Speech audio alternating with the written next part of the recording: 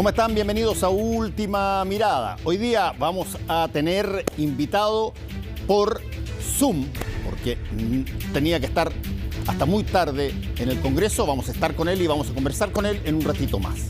Bueno, partamos por algunas de las cosas que son interesantes en materia noticiosa. Después de 6 años, finalmente quedó lista para ser promulgada el proyecto de ley, ahora que va a ser en los próximos días, Ley de la República de las 40 horas. Tenemos una nota sobre todo el proceso y lo que pasó hoy día con el despacho final para que sea promulgada la ley.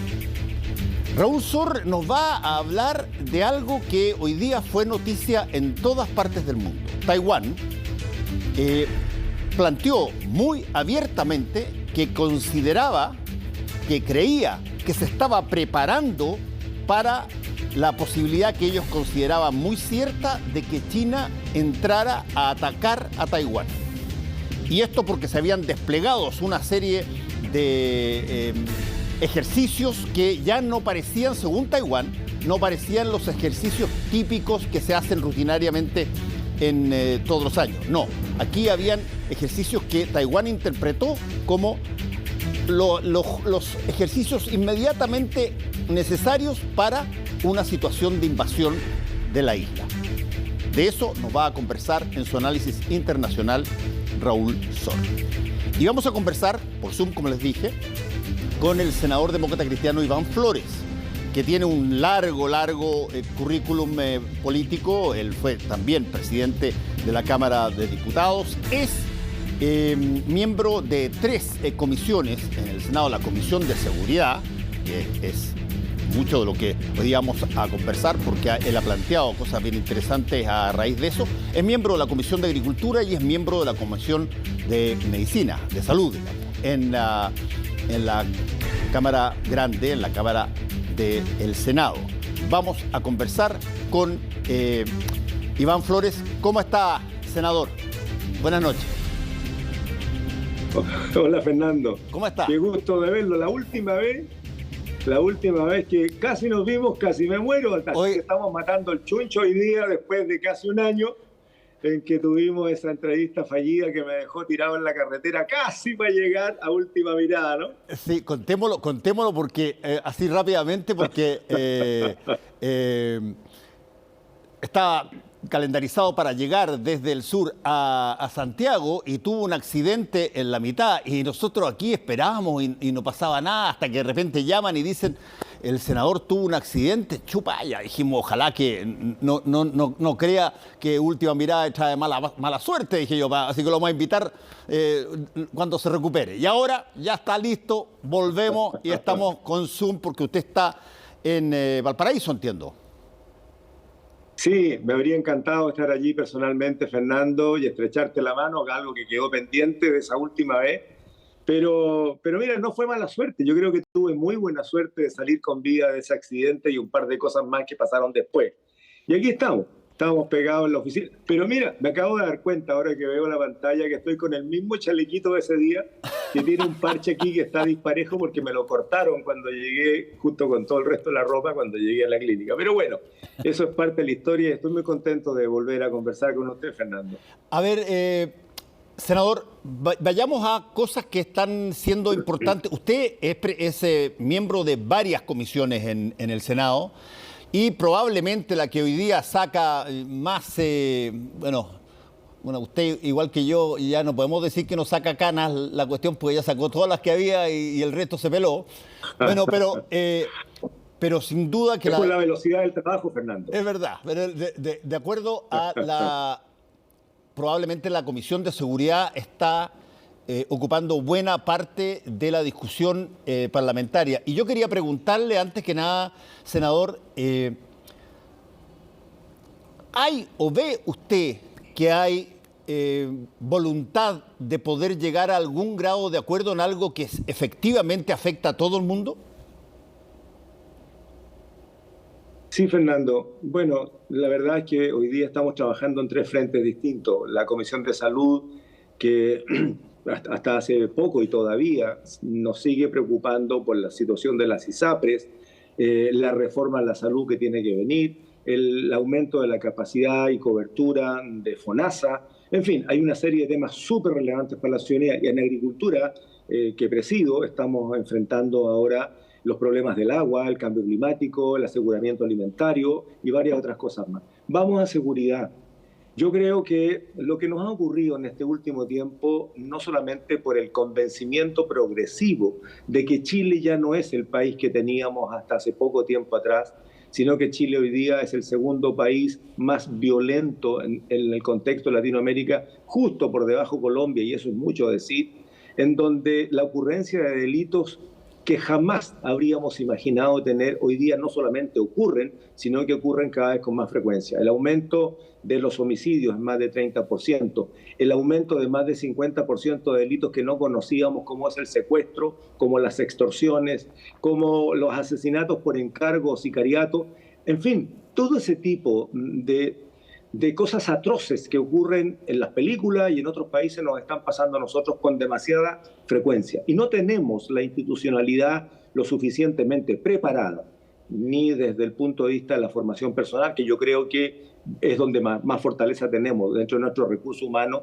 en ambas policías, en Gendarmería, y ahora incorporamos también en situaciones bien particulares a las Fuerzas Armadas y algunas instituciones dependiendo de ella, como es, por ejemplo, la Policía Marítima, que nadie dice conocer, pero que se están sacando la mugre en el mar para combatir el narcotráfico en el mar abierto, o la misma DGAC, que hasta hace un par de días atrás, no voy a usar siglas, este país está lleno de siglas, la Dirección General de Aeronáutica Civil, que hace días atrás se enfrentaron con un grupo de delincuentes altamente sofisticados en nuestro principal aeropuerto en Santiago, y estaban contra armamento de grueso calibre. Entonces, todas esas formas de organización y de cometer delitos cada vez más violentos, la verdad es que desde el punto de vista legislativo, desde el punto de vista de la administración de justicia, desde el punto de vista de la administración del Estado, en términos que el Estado tiene que ser el que nos deba proveer de un contexto que nos asegure la buena y sana convivencia de todos los ciudadanos, la verdad es que nos quedamos atrás. Y las instituciones se nos quedaron atrás. Y no solamente hay que hablar de Carabineros, Fernando, siempre se olvida en el discurso a la PDI, que acaba de obtener un premio mundial por el programa de microtráfico cero, y que pese a que el presidente de la República anunció un trabajo fortalecido en esa área, la verdad es que no se condijo para nada con lo que presentó el Ministerio de Hacienda en la discusión de la ley de presupuesto. Yo tuve que hacer la defensa, junto con uno o dos colegas más, de lo que era el programa de microtráfico cero, que tenía 0% de aumento de presupuesto respecto de la ley de presupuesto del año pasado. Y que si le aplicamos el corrector del aumento del costo de los insumos, para hablarlo en sencillito, tenían un 30% menos de plata para combatir el problema en el barrio.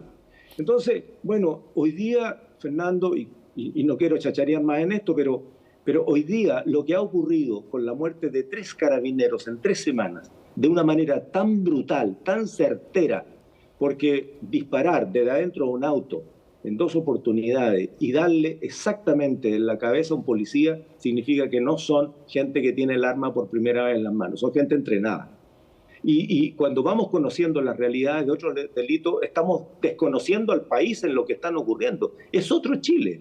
Y por lo tanto hay convencimiento, yo creo que hoy día hay por primera vez convencimiento en los 3 poderes del Estado, en que aquí ya no hay espacio ni para aplauso fácil, ni para consigna política, ni para barricada de lo que yo pienso como persona, sino que es la urgencia de pensar en el bien común y en la seguridad del país. Por esa razón, Fernando, yo he estado insistiendo en que esto requiere de la unidad de todos los sectores políticos y no tratar de colocarse delante en la foto o los típicos codazos para aparecer primero o pasarle la aplanadora a todo el mundo.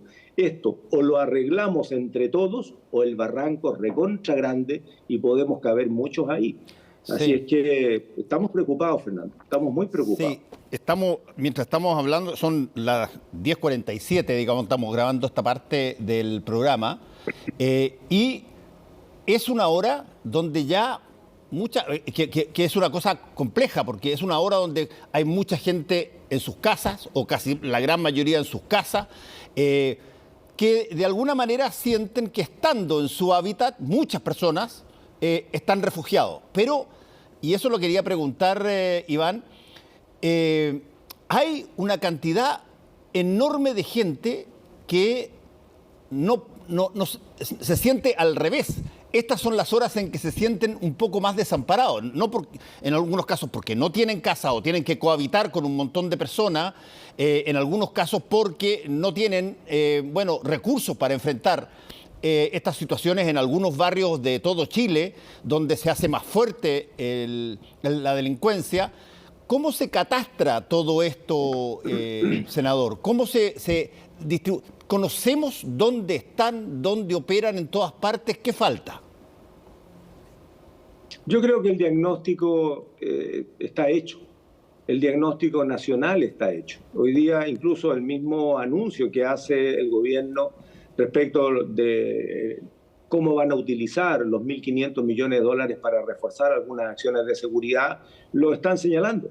El mismo plan de intervención de Calles sin Violencia, donde ya incluyen al Ministerio Público para colocarlo dentro de una respuesta a esta inseguridad real que hoy día se vive, para poner más fiscales de foco, para incorporar fiscalizadores en impuestos internos y aduana. Dicho sea de paso, hay que gastar plata en los escáneres porque la verdad es que no se sabe todo lo que entra y todo lo que sale en los puertos que tienen muchísima actividad, pero particularmente en la focalización de investigación especializada o el refuerzo del trabajo policial con el control de armas, con el aumento de patrullaje, con intentar resolver estas órdenes de detención pendientes, con dotación adicional, con la capacitación de los funcionarios respecto a la nueva forma de delito o la intervención ya más ciudadana en los barrios. Todo eso es lo que está en la letra del programa de gobierno y lo que significa los 1.500 millones de dólares para cambiarle el armamento a los policías, para colocar tecnología. Fernando, sí es increíble. Acuérdese que en el gobierno del presidente Piñera, a raíz de varias cosas que pasaron, algunas bastante feas, se dijo que había que tener la obligación por parte de las policías de utilizar cámaras corporales para así asegurar que los procedimientos se ajusten a derecho y por otro lado que los policías también puedan actuar teniendo un respaldo grabado. Resulta que la compra de esas cámaras no sirvió, están todas botadas. Entonces hoy día el uso de las cámaras corporales es un buen deseo, nada más. Bueno, ahora se está diciendo que ahora sí el 100% de los carabineros, el 100% de los PDI podrían tener estas cámaras corporales. ¿Qué pasó con los aparatos para hacer los controles de identidad? Antes se arrendaban los servicios a una empresa especializada y al colocar los antecedentes de la persona que era controlada, automáticamente se le conocía buena parte de su historial, dónde estaba el policía, dónde estaba la persona, etcétera. Y resulta que eso se retiró del ejercicio policial y hoy día están usando el teléfono, por Dios. Entonces, bueno, esa plata tiene que servir para que nuestras policías estén al tono de la tecnología que ya utilizan, en contrario los delincuentes. O sea, hay un problema en el Sistema Nacional de Inversiones que nos limita mucho, Fernando. Senador, hay un punto que ha causado bastante controversia desde hace mucho tiempo y que quizás a ver si usted nos puede aclarar un poquitito ese concepto, porque yo lo he dicho ya también varias veces, me parece que, me parece a mí que el oficial, servidor público, que trabaja para la ciudadanía, que es facultado con armamento para no puede sino ser desproporcional con respecto al delincuente. Por eso me refiero, tiene que estar mejor preparado, tiene que estar, ojalá, mejor armado, no tiene que estar en indefensión cuando va a proceder a un tipo de formalidad de las cuales hacen controles de identidad y todo ese tipo de cosas. Tiene que haber una potencial desproporcionalidad, tal cual como ocurre en todas las grandes capitales donde no actúan de a uno, salvo en las películas, sino que en una situación que efectivamente garantice que el procedimiento, sobre todo si uno tiene sospecha de que las personas que están siendo investigadas están armadas o son personas grandes. ¿Cuál es el concepto que se usa, que se conversa entre ustedes para, de alguna manera, generar este concepto de proporcionalidad? Bueno, parte importante del debate de la ley Naín Retamal hoy día fue el artículo 8, en donde justamente se hablaba del uso de la fuerza y el uso del arma de reglamento. Y ahí yo creo que, a ver, dentro del fragor del debate y de la argumentación, se intentó, por un lado, colocar a que los pro policías y Fuerzas Armadas son de derecha, los pro ciudadanos o de los derechos de los ciudadanos son de izquierda. Aquí no hay ni izquierdas ni derechas, Fernando. Aquí lo que hay que hacer es administrar la justicia como corresponde, dándole certezas a los policías que ya la habían dejado de tener, por cuanto cuando se utiliza el Código Penal y el fiscal inicia la investigación, automáticamente le caían sanciones administrativas. Si un policía usaba la fuerza, utilizaba el arma de fuego, automáticamente podía ser suspendido, sí, podía ser cancelado sus remuneraciones, podía dejar de ser ascendido, y mientras dure la investigación, que podían haber sido años, y mientras tanto le fregaron la vida. Bueno, hoy día con la ley Naín Retamal eso no ocurre, y por lo tanto algunos actores políticos que están diciendo que ya no es la ley gatillo fácil, sino que es el gatillo difícil, creo que se equivocan. Creo que fue un buen acuerdo el que firmamos, fuimos 7 senadores el que lo suscribimos, y luego se habló de un acuerdo transversal para poder destrabar esta dicotomía falsa que se hace de la izquierda, la derecha, los pro, instituciones policiales y armadas y los en contra. No, no es así. Lo que hoy día tenemos es una ley bastante equilibrada, fue lo mejor que pudimos sacar, y creo yo que, si bien es cierto, había un alto riesgo desde legislar a la carrera, porque estábamos legislando en 24 horas y no escuchábamos a los jefes de las dos policías, ni al general director, ni al director general de la PDI. Yo pedí escuchar al fiscal nacional, al defensor nacional, al presidente de los magistrados, y no se escuchó. Bueno, finalmente en el debate nuestro terminó siendo una buena ley en acuerdo con el gobierno. Lo que hoy día acaba de presentar el gobierno y se va a dar, y esto es una primicia, Fernando, se va a dar mañana cuenta en la sala, y lo que hemos podido recabar dentro de la Comisión de Seguridad, es que el proyecto de ley que regula el uso de la fuerza tiene una serie de principios y deberes. Y lo que usted acaba de decir está dentro del principio de legalidad, del principio de necesidad, de proporcionalidad, de responsabilidad, de racionalidad. Y con los deberes de identificar, de advertir, de usar gradualmente y todo eso. Bueno, respecto de la proporcionalidad hay un malentendido. Nunca se ha hablado de que si me tiran piedra, yo respondo con piedra. Por lo tanto, está empatado. Eso no es proporcionalidad. Eso es un empate, ¿no? Exacto. De que si me tiran balas, yo tiro balas. No.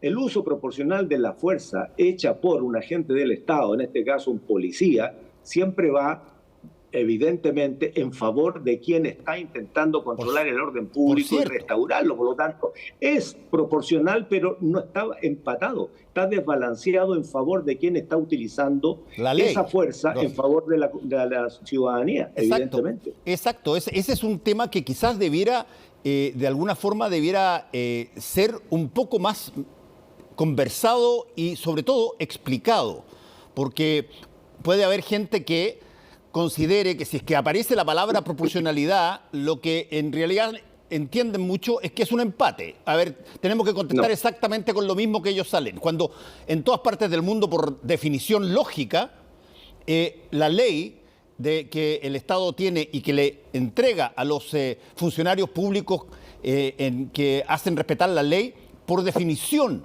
tienen que tener un plus en materia de proporcionalidad, en el sentido, como usted muy bien lo dijo, en el sentido de estar en condiciones de que, por ejemplo, ellos no pueden usar las armas porque se encuentran con una cantidad de gente, por ejemplo, y mejor armada que ellos. Y por lo tanto, se dispensa el que eventualmente se puedan usar los armamentos. Pero para eso tiene que percibirse al adversario, en este caso el adversario en la ley del Estado, tiene que percibirse como un agente superior en capacidad y en la tecnología que utiliza.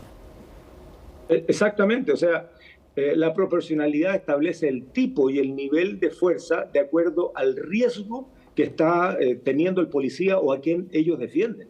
En eso no hay duda alguna. Yo creo que lo que vamos a empezar a discutir ahora con prioridad en la Comisión de Seguridad es exactamente eso, los principios y los deberes rodean a esta necesidad del uso de la fuerza, ¿no? Y que incluye, por cierto, el armamento reglamentario, sean armas no letales como armas letales, porque si no, ¿para qué las tienen los policías para utilizarlos cuando se les requiere? Pero el principio fundamental es el tipo y el nivel de fuerza en función del tipo y grado de la agresión que se recibe.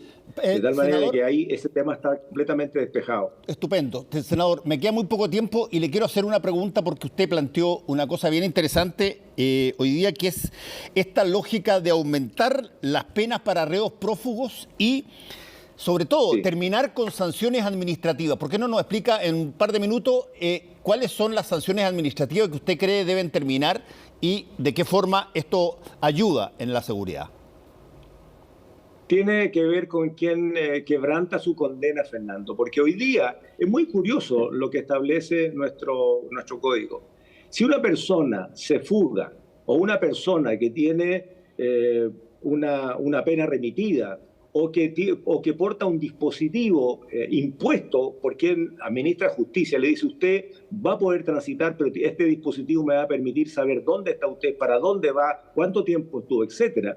Si él se saca el dispositivo o incumple los deberes que se le ha impuesto con esta pena remitida, o se fuga, lo que ocurre hoy día es que, de ser aprendido, regresa a la cárcel y se le aplica una sanción administrativa. O sea, se le aísla del resto del penal. Dentro del penal puede moverse, como siempre, pero no recibe visitas. Y que puede ser de un par de días hasta 3 meses, dice la norma. O sea, no le pasa nada. Lo que nosotros estamos diciendo es que son demasiados los casos recurrentes de personas que vuelven a delinquir estando en este tipo de beneficios en torno a la pena que deberían haber cumplido dentro de la cárcel. Nosotros estamos diciendo: quien comete un delito habiendo quebrantado su beneficio, regresa a la cárcel, pero con una pena distinta. Se le agrava la pena original, no como hoy día, que tiene sanciones administrativas. Ese proyecto va a empezar en su discusión, lo firmamos todos los miembros de la Comisión de Seguridad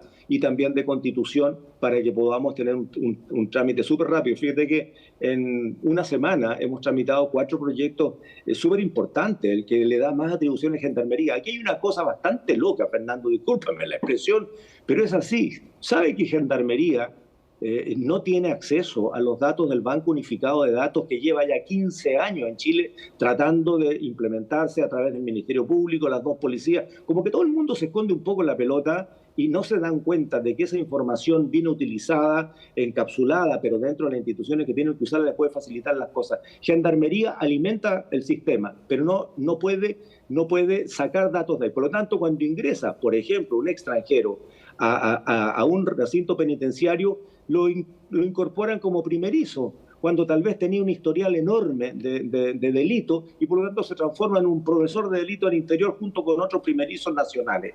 Por ejemplo, le estamos dando más atribuciones a Gendarmería.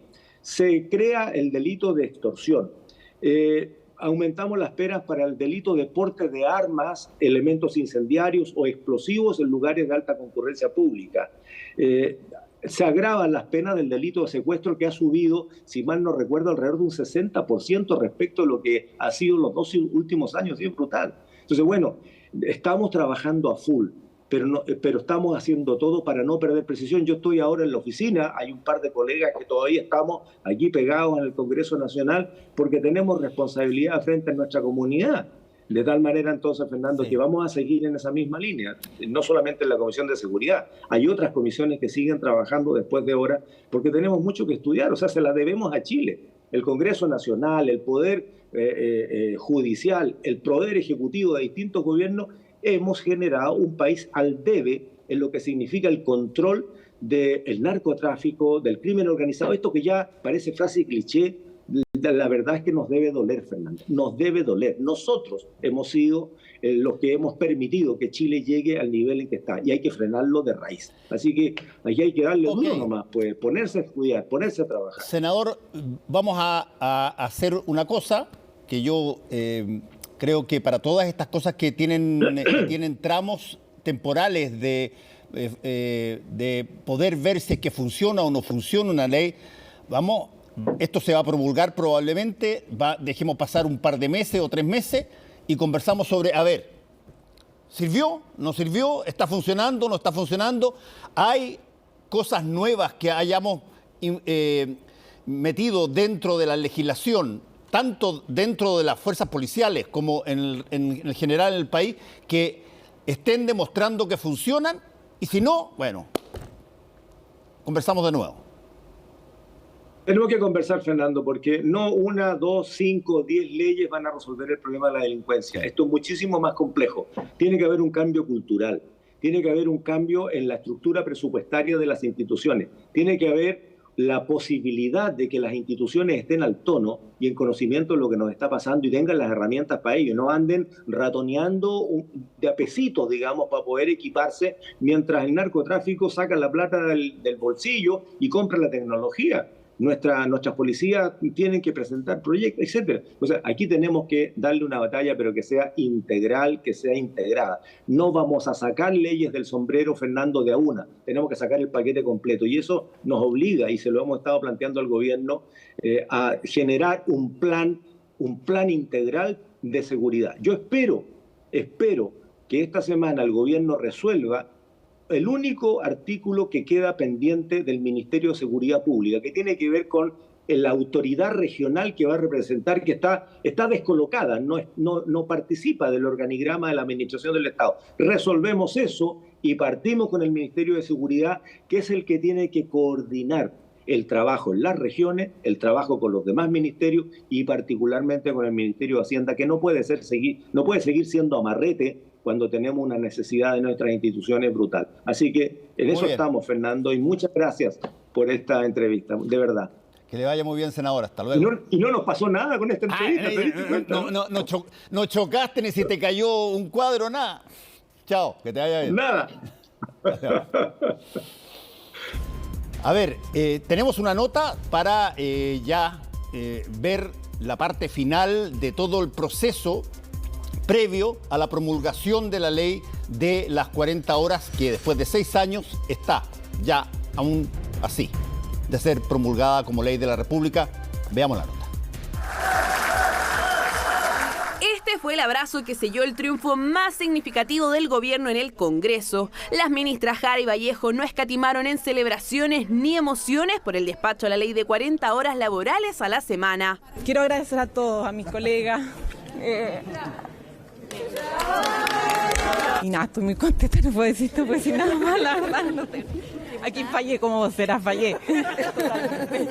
Ha quedado demostrado que aunque algunos pensaran que era imposible avanzar en una mejor calidad de vida para las y los trabajadores de nuestro país, sí se puede. Luego de 6 años en tramitación y con modificaciones sustanciales respecto del proyecto original, el Ejecutivo consiguió 127 votos a favor, incluido Todo Chile Vamos, quienes en el debate valoraron la disposición de la titular de Trabajo y los cambios que permitieron darle viabilidad al texto. A la ministra Jara, con quien muchas veces nos separa un mar de diferencia, pero que ha demostrado en esta iniciativa que la voluntad de diálogo es lo que hace grande a las políticas públicas. Y es que para poder alcanzar el resultado de hoy, hubo jornadas de diálogo con los parlamentarios, el empresariado, sindicatos, pymes y organizaciones de la sociedad civil.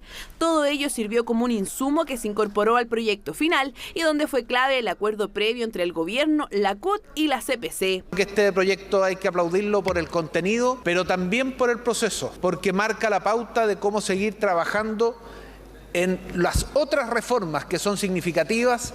40 horas no es solo un simple proyecto, es una respuesta concreta que nos orienta a un futuro mejor, a un Chile mejor. Finalmente la ley quedó así. Aplicará a todos los trabajadores regidos por el Código del Trabajo y no podrá significar una disminución salarial. El avance a la jornada de 40 horas será gradual, reduciéndose el primer año a 44 horas, el tercero a 42 y el quinto a 40. En el caso de los empleados públicos, la mesa del sector será la encargada de acordar cómo se modificará la jornada laboral de manera de acercarse a dicho estatuto.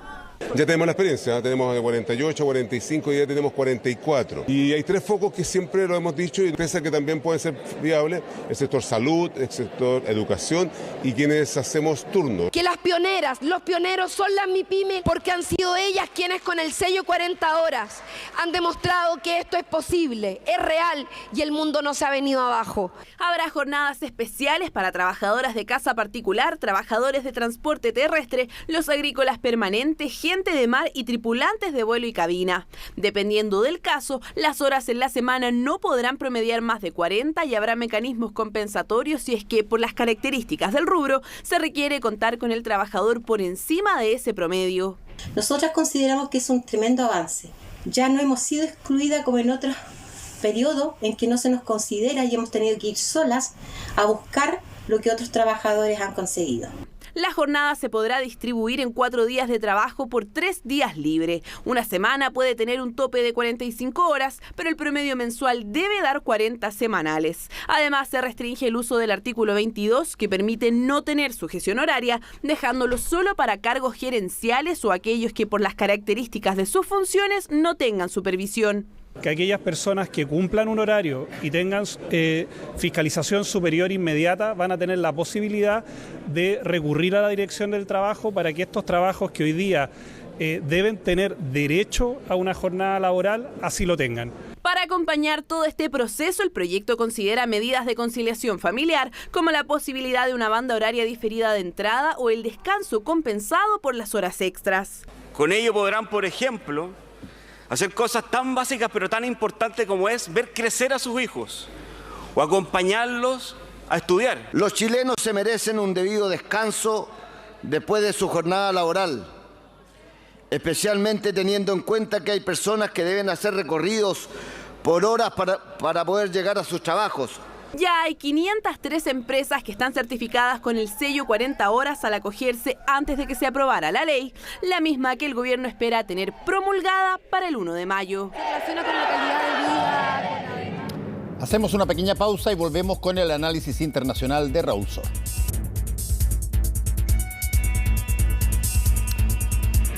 Raúl Sor nos va a hablar sobre una situación que se produjo, se está produciendo hace tiempo, pero que se produjo a raíz de declaraciones que hizo el gobierno de Taiwán, señalando que advertía un tipo de movimiento en las nuevas prácticas militares que estaba haciendo China, que hablaban más de la posibilidad de buscar invadir que de un simple ejercicio rutinario como los que se hacían todos los años.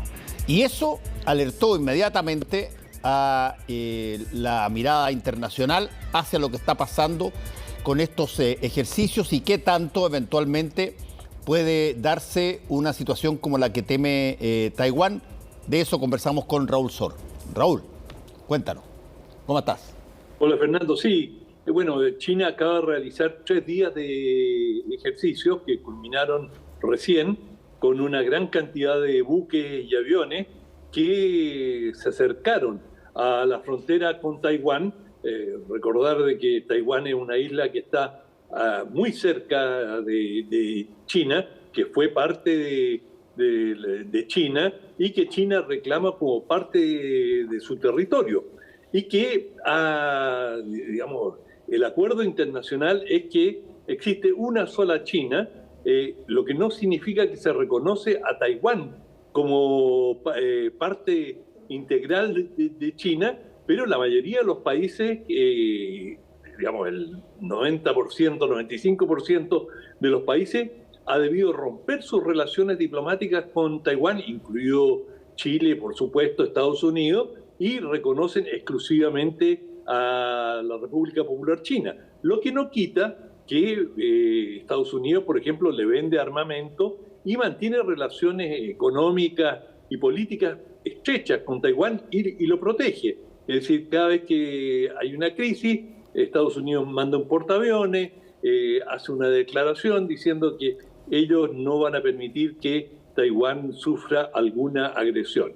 Bueno, y lo último que ha pasado es que la presidenta de Taiwán visitó Estados Unidos y esto motivó la ira de China porque dicen, ustedes están comprometidos a reconocer solamente a la República Popular y no nos parece que ustedes puedan tener relaciones con el gobierno, relaciones abiertas, públicas, con el gobierno de Taiwán, aunque en la práctica sí lo tienen, pero Beijing trata de acotar y reducir al máximo y cortar las relaciones con los pocos países que aún tienen vínculos diplomáticos con China. Honduras es el último país que rompió relaciones con Taiwán y reconoció a la República Popular China.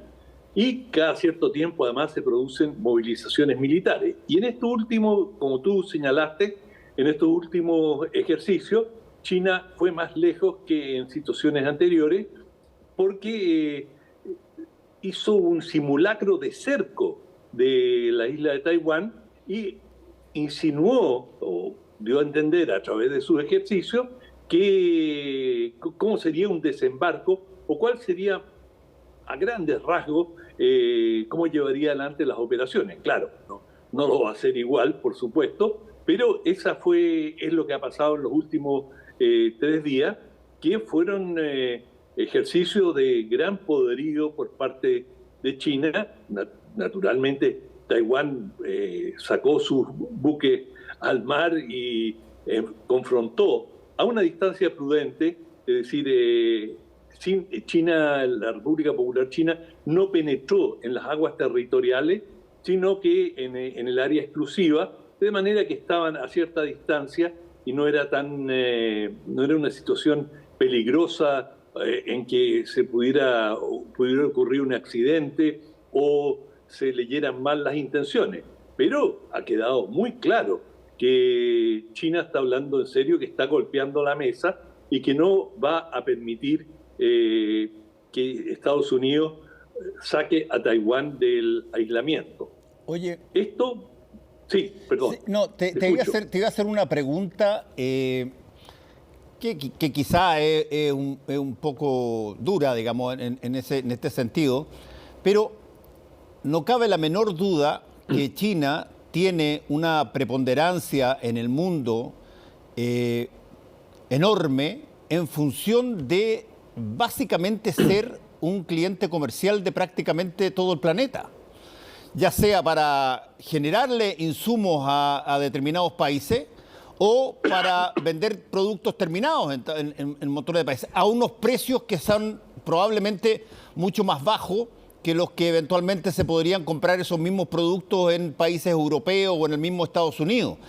Y cuando hay una situación de ventaja económica, es impresionante ver cómo incluso hasta los comentarios que te dicen personalmente o en una comida determinadas personas que trabajan con China, a la hora de defenderla, pero se paran todos a defenderla, en ese sentido, estoy hablando, porque han logrado ser un socio comercial tan importante para la mayoría del país que, por mucho que se considere una agresión eventualmente si entran a Taiwán, bueno,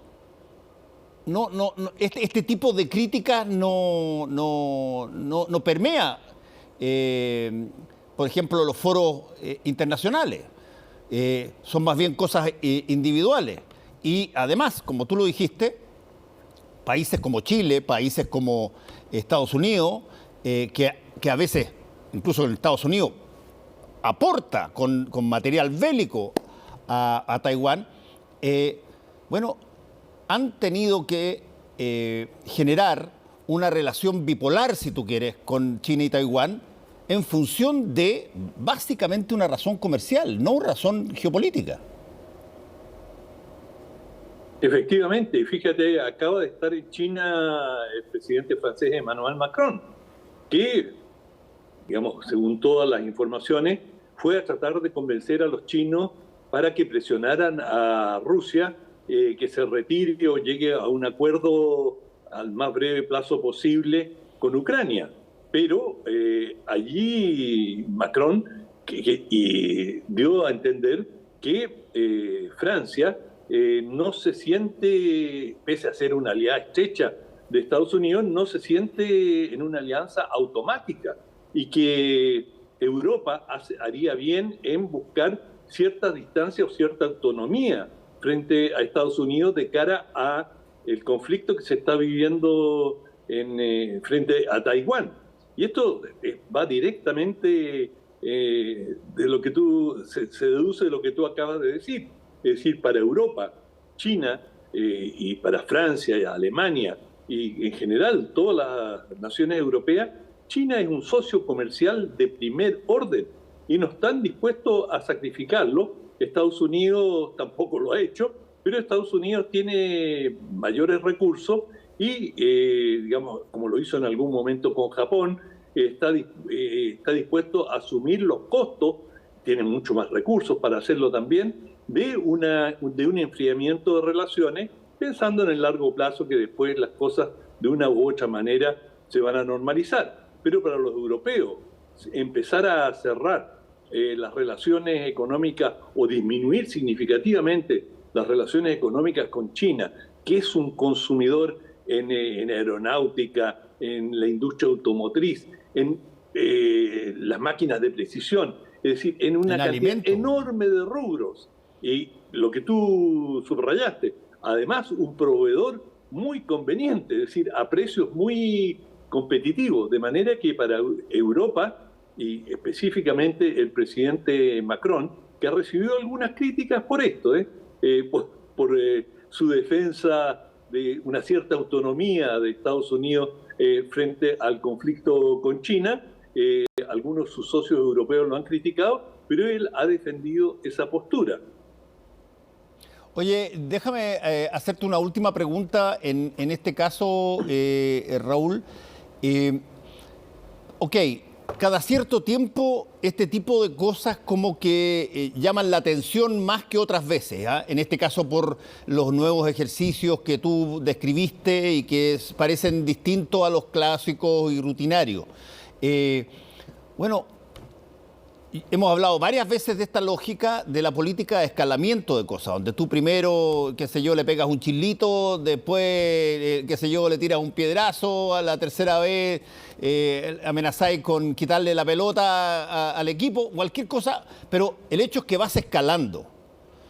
¿En qué grado de esa escalada se interpreta, a tu juicio, un ejercicio naval como el que los taiwaneses consideraron peligroso? Es un ejercicio importante, es un escalamiento, pero fue muy medido, muy calculado. Los chinos son muy cautos, saben manejar estas situaciones, pero todo va siempre en la dirección de una escalada. Pero por su parte, Estados Unidos tampoco se queda de brazos cruzados. Estados Unidos acaba de iniciar ahora, hoy, una serie de ejercicios que van a durar hasta fin de mes con Filipinas y participan más de 10.000 soldados estadounidenses, van a participar allí 5.000 filipinos y van a practicar un desembarco en una isla filipina. Esto lo van a hacer dentro de aguas territoriales de Filipinas, pero esto marca también un viraje muy importante por parte de Filipinas, que bajo el presidente Duterte se había distanciado un poco de Estados Unidos y acercado a China. Y ahora el presidente Ferdinando Marcos Jr., el hijo del dictador, ha recomenzado o ha vuelto a abrir bases navales estadounidenses y va a realizar estos grandes ejercicios que son los más grandes que han realizado ambos países en mucho tiempo. Y es aunque esto estaba planificado desde mucho antes, naturalmente esto si empieza hoy, han tomado meses o años en preparar estos ejercicios que siempre los hacían, pero lo que han hecho ahora es a una escala mucho mayor. Y esto también es parte del escalamiento, es decir, no es que China lo hace en forma unilateral, Estados Unidos también responde y tiene un aliado ahí muy próximo a Taiwán, que son las Filipinas. Sí, última pregunta, Raúl. Hay otros dos países que han tenido una relación muy cercana con China también y que son enormes en población y en capacidades bélicas. India y Rusia. ¿Ellos han tenido algún movimiento en todo esto? Bueno, India tiene una relación antagónica con China. Con China. Sí. Y están permanentemente, tienen fricciones fronterizas y tienen disputas territoriales. India se ha mantenido en silencio, pero ha ido reforzando su frontera con China y ha ido fortaleciendo sus vínculos con Estados Unidos, se ha acercado mucho más a Estados Unidos y históricamente India, su aliado principal en la región, siempre fue antes la Unión Soviética y todavía Rusia. Mucho del armamento de India proviene de Rusia o antes de la Unión Soviética. De manera que allí hay una serie de movimientos y yo te diría lo dominante. En el último tiempo, en los últimos años, ha sido el viraje de India hacia Estados Unidos, también hacia Francia, es decir, hacia Occidente, y se ha separado un poco de Rusia y todavía en estos momentos hay tranquilidad casi total entre India y China, pero las relaciones son tensas. Sí. Bueno, tendremos que estar atentos a cómo se dan estas situaciones porque a veces, y tú lo sabes perfectamente bien, cosas que pueden ser bastante menores a la luz de situaciones como lo que uno cree que cómo se inician los conflictos bélicos. Si es que uno tuviera que hacer una historia de cuáles son los comienzos de los conflictos bélicos, te vas a encontrar con un montón de cosas que parecen charadas o incluso accidentes o condoros y que terminan finalmente con una situación muy grave. Por eso es que hay que prestar atención cuando las cosas se empiezan a encrispar. Exactamente, por eso justamente estamos hablando esta noche de toda esta situación. Que te vaya muy bien, Raúl. Chao. Igual, chao, hasta mañana. Chao. Se nos acabó el tiempo, nos encontramos mañana. Buenas noches.